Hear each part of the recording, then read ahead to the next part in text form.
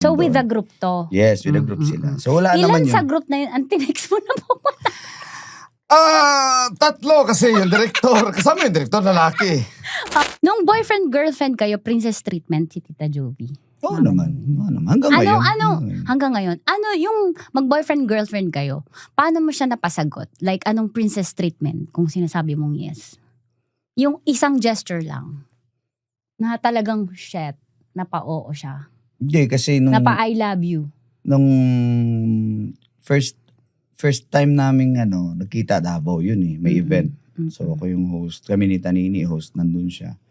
Then, nung nagparamdam na ako, sabi ko sa kanya na, sige, pupuntahan kita sa Maynila.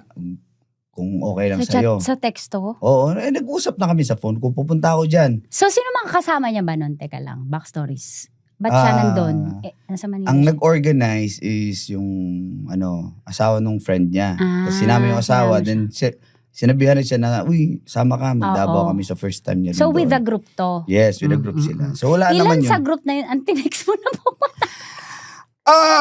Tatlo kasi yung director. Kasama yung director, lalaki.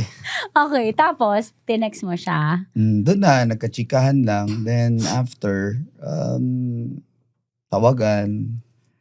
Then sabi ko, sige punta ako dyan. Hindi pa ako Siya lang nakapag-airplane. yung ginanon mo. Like, Yes. mahirap kasi yun eh, na from Davao, punta ka sa Manila para sa isang tao. Totoo. Ibig sabihin, big move na yun na Yes. sincere ako sa'yo eh. Hindi ako, first time kong mag-aeroplano. First time kong lumabas ng... Natakot ka? Hindi, nakapag-Visayas na pala ako.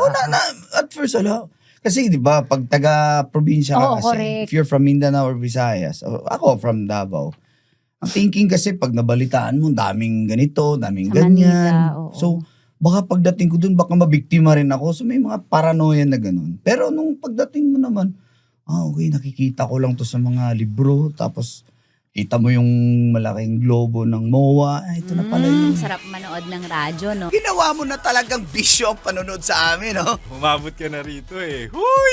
Kaya kung gusto mong tuloy-tuloy pa ang tawanan, Iyakan at kiligan, aba, i-like mo na ang video na ito. at mag-comment ka na rin sa Bisyo. Hit mo na rin ang notification bell. Para updated ka sa mga kaganapan namin dito sa Love Radio. Kailangan pa bang i-memorize yan? Basic.